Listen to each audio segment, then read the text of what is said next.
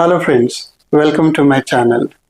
Sir, రీసెంట్గా BCom complete చేసినాను. నాకు ఒక మంచి జాబ్ కావాలి, మీరేమైనా సజెషన్ ఇవ్వండి అని అడుగుతున్నారు.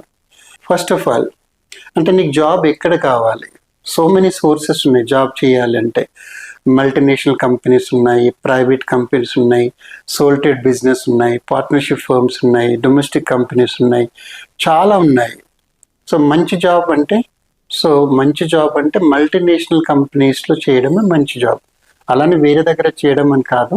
మల్టీనేషనల్ కంపెనీస్లో చేస్తేనంటే కెరీర్ బాగుంటుంది, ఫ్యూచర్ బాగుంటుంది.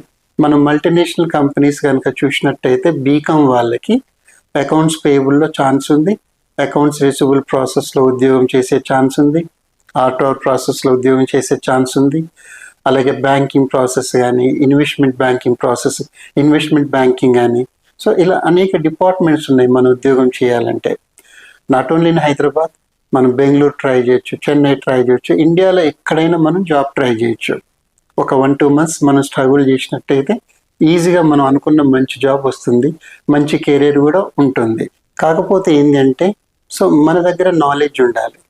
చాలామంది ఏం చేస్తున్నారంటే నాలెడ్జ్ లేకుండా, సో విషయం లేకుండా ఇంటర్వ్యూకి వెళ్తున్నారు. మల్టీనేషనల్ కంపెనీస్లో జాబ్ ట్రై చేసేటప్పుడు కాంపిటీషన్ ఎక్కువగా ఉంటుంది. సో ఆ కాంపిటీషన్ తట్టుకోవాలంటే మన దగ్గర కూడా కంటెంట్ ఉండాలి, కమ్యూనికేషన్ ఉండాలి, కాన్ఫిడెన్స్ ఉండాలి, అండ్ జాబ్ వచ్చాక దాన్ని నిలుపుకునే కెపాసిటీ కూడా ఉండాలి. స్కిల్స్ ఇంప్రూవ్ చేసుకోండి, అకౌంటింగ్ బేసిక్స్ మీద పట్టు సాధించండి, కొద్దిగా బేసిక్ ఎక్సెల్ నేర్చుకోండి, అలాగే కమ్యూనికేషన్ కూడా ఇంప్రూవ్ చేసుకోండి, అండ్ కాన్ఫిడెంట్గా ఉండండి ఇంటర్వ్యూకి వెళ్ళినప్పుడు. సో కంటెంట్ ఉండాలి. మనకు మంచి జాబ్ కావాలంటే మనలో మంచి కంటెంట్ ఉండాలి, కాన్ఫిడెన్స్ ఉండాలి, కమ్యూనికేషన్ ఉండాలి, అలాగే ఎక్సెల్ మీద కొద్దిగా బేసిక్స్ గ్రిప్ ఉండాలి. అప్పుడే తప్పకుండా మనం ఒక మంచి జాబ్ తెచ్చుకొని మనం సెటిల్ కాగలము. So thank you friends, have a nice day.